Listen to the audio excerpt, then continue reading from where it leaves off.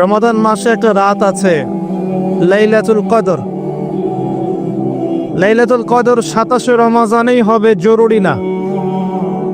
শেষ দশকের বিজোড় রাতগুলোর যে কোনো রাতে লাইলাতুল কদর হতে পারে। হতে পারে 21 রাত, হতে পারে 23 বা 25 বা 27 বা 29।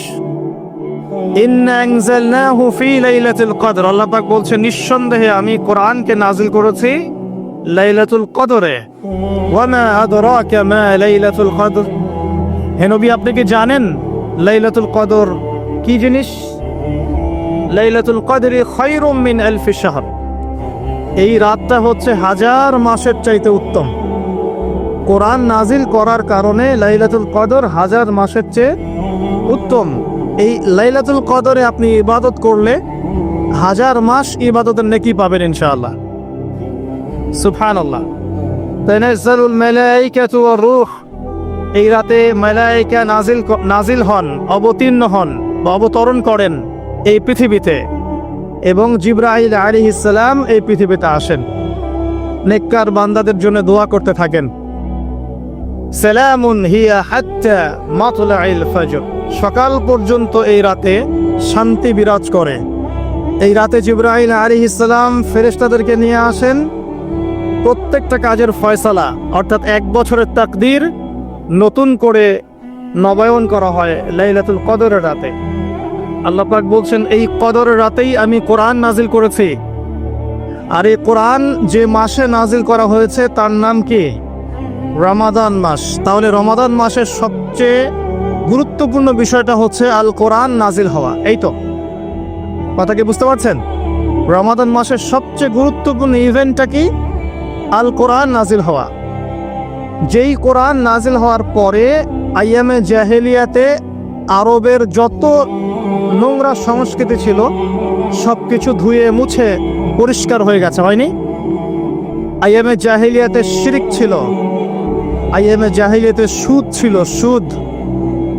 আইয়ামে জাহেলিয়াতে মাদক দ্রব্যের প্রচলন ছিল, নারীর অবমাননা ছিল, মেয়েদেরকে জীবন্ত কবর দেওয়া হতো, জিনা ছিল, ব্যভিচার ছিল, ধর্ষণ ছিল, মেয়েদের অধিকার ছিল না, দাস প্রথা ছিল, জুলুম ছিল, অন্যায়, মারামারি, কাটাকাটি, রাহাজানি, যুদ্ধ বিগ্রহ, এগুলো আইয়ামে জাহিলিয়াতে পূর্ণ ছিল।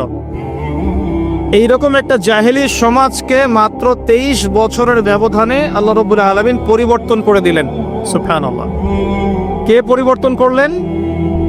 মুহাম্মদুর রাসূলুল্লাহ সাল্লাল্লাহু আলাইহি ওয়াসাল্লাম। কিসের মাধ্যমে পরিবর্তন করলেন? আল্লাহর ওহী, কোরআন এবং সুন্নাহর মাধ্যমে। কত বছরের ব্যবধানে? মাত্র 23 বছর। মাত্র 23 বছর। 23 বছর পরের মক্কায় গিয়ে আপনি দেখবেন কোনো সুদ নাই, কোনো শিরক নাই, কোনো মাদক নাই, কোনো নারীর অবমাননা নাই। সেখানে মেয়েদেরকে আর ধর্ষণ করা হচ্ছে না, সেখানে আর মাদক দ্রব্য মানুষ খাচ্ছে না, সেখানে ভাই ভাই হয়ে গেছে সবাই, একে অপরের সাথে কোনো মারামারি কাটাকাটি ভেদাভেদ নাই, সবাই একটা উম্মাহ হয়ে গেছে। তো এই যে 23 বছরে একটা নোংরা সমাজকে আলোকিত সমাজে পরিণত করা হলো কিসের মাধ্যমে? আল কোরআনের মাধ্যমে। আর সেই কোরআন নাজিল করা হয়েছে রমাদান মাসে। তাহলে এই রমাদান মাসে আমাদের সবচেয়ে বড় দায়িত্বটা কি? কোরআন কেন্দ্রিক জীবন গড়া, তাই নয় কি? কোরআন কেন্দ্রিক জীবন গড়া, কোরআন পড়তে শেখা, কোরআন মানুষকে শেখানো, কোরআনের অর্থটা বোঝা, কোরআনকে নিয়ে গবেষণা করা, কোরআনের দাওয়াত মানুষকে দেয়া, এবং কোরআনের যে বিধান এটা বাস্তবায়নের চেষ্টা করা। এই তো কোরআন কেন্দ্রিক কাজ তো এগুলোই। নবী সাল্লাল্লাহু আলাইহি ওয়াসাল্লাম এবং সাহাবায়ে কেরাম 23 বছর ধরে এই কাজগুলো করেছিলেন বলেই আইয়ামে জাহেলিয়াত একটা আলোকিত সমাজে পরিণত হয়েছে। আমার কথা কি বুঝতে পারছেন? আলহামদুলিল্লাহ। এখন আসেন খুব সরল কথা বলি যে আমরা যারা মুসলিম আছি কোরআন কেন্দ্রিক আমাদের কি কাজ করা উচিত, এই রমাদান মাসে আমরা কি করতে পারি, এবং রমজান মাস থেকে শিক্ষা নিয়ে সারা বছর এটাকে ধরে রাখতে পারি কিভাবে, এটাই মূল কথা। অনেক বেশি কথা প্রয়োজন নাই, মূল কথা কিন্তু অল্প। রমাদান মাসে আমাদের প্রথম দায়িত্ব হচ্ছে আল কোরআন পড়তে শেখা। আমরা কারা কারা কোরআন পড়তে জানি? হাত উঁচু করে একটু। মাশাআল্লাহ, বেশিরভাগ মানুষই কোরআন পড়তে জানেন, আলহামদুলিল্লাহ। জাযাকুমুল্লাহ খায়রান, আল্লাহ পাক আপনাদেরকে বারাকাত দান করুন, দোয়া করি। প্রথম কাজ কোরআন পড়তে শেখা। পড়তে জানেন, আলহামদুলিল্লাহ। তবে আমি কিছু কথা বলি যেগুলো শুনলে হয়তো আপনার কাছে মনে হবে যে আরো ভালো করে পড়া শেখা উচিত। পড়তে শেখা খুব গুরুত্বপূর্ণ একটা কাজ, কিন্তু যেমন তেমন করে পড়তে শিখলে হবে না, মদ মাখরাজ তাজবিদের সাথে পড়তে হবে। যেমন একটা অক্ষর আছে কফ, বড় কফ, যেমন কফ দিয়ে একটা শব্দ আছে কুল। আপনারা সূরায় পড়ছেন নামাজে কুল হু আল্লাহু আহাদ, তাই পড়ছেন না? তো এই কুল শব্দের অর্থ হচ্ছে বলুন। কিন্তু আপনি যদি কফ এর মাখরাজটা ভুল করেন এবং কফ না বলে আপনি ছোট কাফ পড়েন এবং কুল না পড়ে আপনি কুল পড়েন, বলেন যে কুল হু আল্লাহু আহাদ, তাহলে অর্থটা পরিবর্তন হবে। অর্থ দাঁড়াবে খাও আল্লাহ এক এবং অদ্বিতীয়। আমি কি বুঝাতে পারছি? শুধুমাত্র কফ এর উচ্চারণ সঠিকভাবে না করার কারণে আপনার অর্থ পরিবর্তন হয়ে গেছে, বলো এর জায়গায় খাও অর্থ চলে এসেছে। আপনি পড়ছেন আল্লাহু আকবার, আলহামদুলিল্লাহি রাব্বিল আলামিন, এই তো আপনি পড়ছেন আলহামদুলিল্লাহ। শব্দটা কি? আলহামদুলিল্লাহ। এই হা এর মাখরাজ কোথায়? হা এর মাখরাজ কোথায় বলেন একজন? কণ্ঠনালীর মাঝখান থেকে।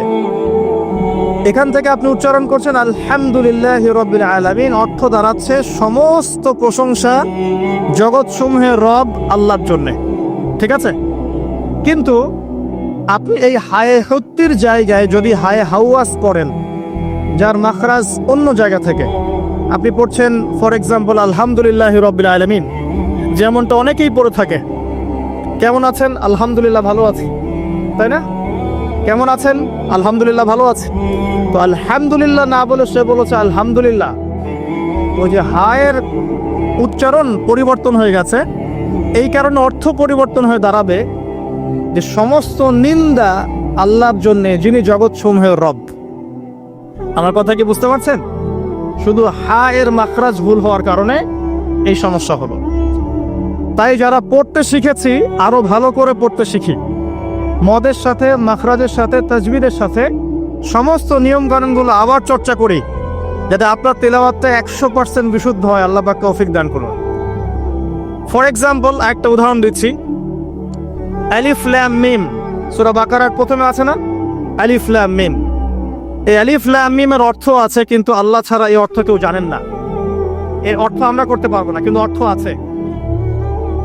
যালিকাল কিতাব লা রাইবা ফিহ, এটা এমন একটা কিতাব যে কিতাবের মধ্যে কোনো সন্দেহ নাই, কোনো সন্দেহ নাই। এই যে নাই এর অর্থটা হচ্ছে লা মানে নাই, লা রাইবা কোনো সন্দেহ নাই। রাইব মানে সন্দেহ, লা মানে না। লা রাইবা কোনো সন্দেহ নাই, ফিহি এর মধ্যে মানে এই কিতাবের মধ্যে। এখানে লায়ের উপর কি মদ আছে? লায়ের উপরে কি মদ আছে না? লাকে টানতে হবে না? কি বলেন? লাকে টানতে হবে না? লাকে টানতে হবে। লা রাইবা ফি, লাকে টানতে হবে। এই যে বলি আমরা লা ইলাহা, লাই টান নাই? লা ইলাহা, লাই টান আছে না? আছে। ইল্লাল্লাহ, কোনো ইলাহ নেই আল্লাহ ছাড়া। তো এই যে আপনি পড়ছেন লা রাইবা ফি, ঠিক আছে, কিন্তু আপনি যদি মদটাকে ভুল করেন এবং আপনি পড়েন যালিকাল কিতাব লা রাইবা ফি, লায়ে কি করেন নাই? মদ করেন নাই, লাই আপনি টানেন নাই, কিন্তু পড়েছেন যালিকাল কিতাব লা রাইবা ফি। অর্থ কি হবে? অর্থ হবে এটা এমন একটা কিতাব যে কিতাবে অবশ্যই সন্দেহ আছে। আমি মনে হয় বুঝাতে পারছিলাম। তখন অর্থ দাঁড়াবে এমন যে এটা এমন একটা কিতাব যেই কিতাবে অবশ্যই সন্দেহ আছে। যদি আপনি লাই টান না দেন তাহলে অর্থ পরিবর্তন হবে।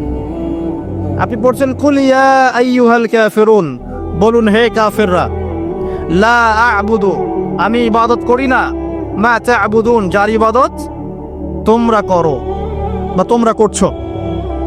এখানেও লায়ের মধ্যে মদ আছে, লা আ'বুদু মা তা'বুদুন। কিন্তু আপনি যদি মদ না করেন, যদি পড়েন কুল ইয়া আইয়ুহাল কাফিরুন লা আ'বুদু মা তা'বুদুন। অর্থ কি হবে? বলুন হে কাফেররা, বলুন হে নবী, হে কাফেররা, আমি অবশ্যই তার ইবাদত করি যার ইবাদত তোমরা করো। নাউযুবিল্লাহ। আমি কি বুঝাতে পারছি ভাই? অক্ষরের পরিবর্তনের কারণে, উচ্চারণের পার্থক্যের কারণে, টান কম বেশি হওয়ার কারণে কোরআনের অর্থ ঈমান থেকে কুফরির দিকে যেতে পারে। কথা কি বুঝতে পারছেন? অতএব যারা কোরআন তেলাওয়াত করা শিখেছেন আবারও শেখেন, শেখার কোনো শেষ নাই। যদি এখন আমি কোরআন তেলাওয়াত আপনাদেরকে ধরি, দেখা যাবে অনেকে তেলাওয়াত ভুল পাওয়া যাবে না? অতএব এই রমাদান মাসটাকে কাজে লাগান, রমজান মাসে কোরআন তেলাওয়াত করা শেখেন। ইমাম সাহেবের কাছে শেখেন, মুয়াজ্জিন সাহেবের কাছে শেখেন, আলেমের কাছে আসেন, মাদ্রাসায় যান। যদি এগুলো সুযোগ না থাকে, অনলাইনে অনেক কোর্স করানো হচ্ছে, অনলাইনে কোর্স করেন। সবচেয়ে ভালো হয় মাদ্রাসায় গিয়ে পড়লে। যদি মাদ্রাসায় পড়তে না পারেন, অনলাইন অফলাইনে কোর্সের মাধ্যমে শেখেন। আপনাকে শিখতে হবে, যে কোনো নিয়মে হোক শিখতে হবে। নুরানি পদ্ধতি বলেন, বৈজ্ঞানিক পদ্ধতি বলেন, যে নিয়মেই বলেন, আপনাকে বিশুদ্ধ করে শিখতে হবে। এবার শিখে ফেললে আপনি কি পাবেন? খুব সংক্ষেপে বলছি। শিখে ফেললে আপনি কোরআন তেলাওয়াত করবেন নিয়মিত। আমি পরামর্শ দেই, প্রত্যেক দিন এক পারা করে পড়েন। প্রত্যেক দিন এক পারা, তাহলে 30 দিন 30 পারা পড়া হবে। প্রত্যেক মাসে একটা করে খতম দিতে পারবেন, আপনি বছরে 12টা খতম দিতে পারবেন। যদি আপনি বিশুদ্ধ করে তেলাওয়াত পড়তে শেখেন, তাহলে রাসূল সাল্লাল্লাহু আলাইহি ওয়াসাল্লামের কিছু হাদিস আপনার জন্য।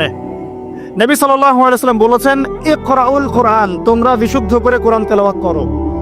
ফাইন্নাহু ইয়াতি ইয়াউমাল কিয়ামাহ শাফিআন লিআসহাবিহি, কারণ কিয়ামতের দিন কোরআন তার পাঠকের পক্ষে সুপারিশ করবে। সুবহানাল্লাহ। তিনি বলছেন সূরা বাকারা এবং সূরা আলে ইমরান সুপারিশ করবে, ওই পাঠকের উপরে ছায়া প্রদান করবে। কিয়ামতের মাঠে কোনো ছায়া থাকবে? আল্লাহর আরশের ছায়া থাকবে, কোরআন আপনাকে ছায়া দিবে। সূরা আলে ইমরান, সূরা বাকারা আপনাকে ছায়া দিবে। বিশুদ্ধ করে তেলাওয়াত করা শিখলে আপনি রাত্রে বেলা সূরা মুলক তেলাওয়াত করবেন। কোন সূরা? সূরা মুলক। যে ব্যক্তি রাতের বেলা তেলাওয়াত করে, এই ব্যক্তি মৃত্যুবরণ করলে ইনশাআল্লাহ তাআলা তার কবরের আযাব হবে না। কবরের আযাব কি চারটাখানি কথা? সূরা মুলক তেলাওয়াত করলে এই ব্যক্তিকে সূরা মুলক কবরের আযাব থেকে বাঁচিয়ে দিবে ইনশাআল্লাহ। 30টা আয়াত মুখস্থ করে ফেলতে পারেন। কোরআন তেলাওয়াত করা শিখলে আপনি আয়াতুল কুরসি পড়তে পারবেন। কোনটা? আল্লাহু লা ইলাহা ইল্লা হুয়াল হাইয়ুল কাইয়ুম, এখান থেকে শেষ পর্যন্ত। সূরা বাকারার আয়াত নাম্বার 255। প্রত্যেক ফরজ নামাজের পর যে ব্যক্তি বিশুদ্ধ করে আয়াতুল কুরসি তেলাওয়াত করবে, মৃত্যু ছাড়া তার জান্নাতে যাওয়ার কোনো বাধা নাই। সুবহানাল্লাহ। আর ছোট্ট সূরা আছে কিছু, সূরা ফালাক, সূরা নাস, সূরা ইখলাস। সকালে 3 বার সূরা ইখলাস, 3 বার ফালাক, 3 বার নাস। বিকেল বেলা বা সন্ধ্যার পরে 3 বার সূরা ইখলাস, 3 বার ফালাক, 3 বার নাস। নবী সাল্লাল্লাহু আলাইহি ওয়াসাল্লাম বলছেন, এই ব্যক্তিকে দৃশ্য অদৃশ্যের যাবতীয় ক্ষতি থেকে বাঁচানোর দায়িত্ব আল্লাহ নিয়ে নেবেন ইনশাআল্লাহ। কোনো বিপদ আপদ বালা মুসিবত হঠাৎ করে আপনাকে আক্রমণ করবে না ইনশাআল্লাহ। এরপর আছে সূরা বাকারার শেষের 3টা আয়াত, লিল্লাহি মা ফিস সামাওয়াতি, এখান থেকে ফানসুরনা আলাল কওমিল কাফিরিন পর্যন্ত। নবী সাল্লাল্লাহু আলাইহি ওয়াসাল্লাম বলেছেন, যে ব্যক্তি রাতের বেলা এই আয়াতগুলো তেলাওয়াত করবে, সারা রাত নফল নামাজ পড়লে যে নেকি হতো, এই 3টা আয়াত তেলাওয়াত করলে সে নেকি হয়ে যাবে ইনশাআল্লাহ। এগুলি চারটাখানি কথা। সূরা আলে ইমরানের শেষের 10টা আয়াত রাতের বেলা তেলাওয়াত করা সুন্নাহ, সারা রাত নফলের নেকি পাওয়া যায়।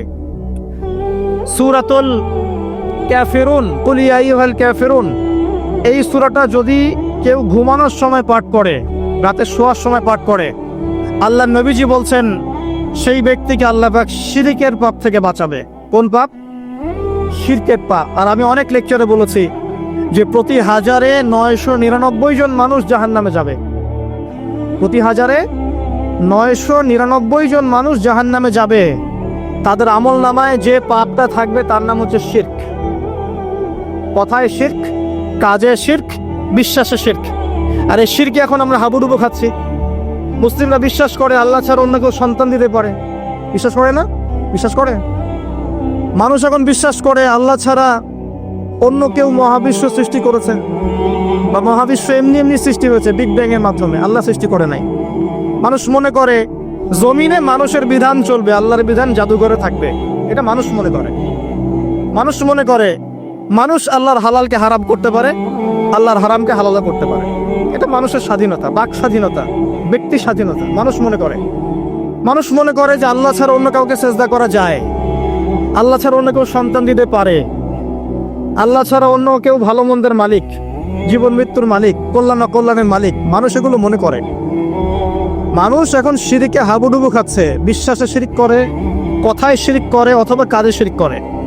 মুসলিমরা আল্লাহ ছাড়া অন্য কাউকে সেজদা করে না, মুসলিমরা কবরে সেজদা করে না, মাজারে সেজদা করে না, মুসলিমরা কবরকে কেন্দ্র করে তাওয়াফ করে না, মুসলিমরা হাতে সুতা বালা পরে না, মুসলিমরা হাতে আংটি পরছে এবং মনে করছে যে এই আংটি ওকে রোগ থেকে বাঁচাবে, এই সুতা ওকে রোগ থেকে বাঁচাবে।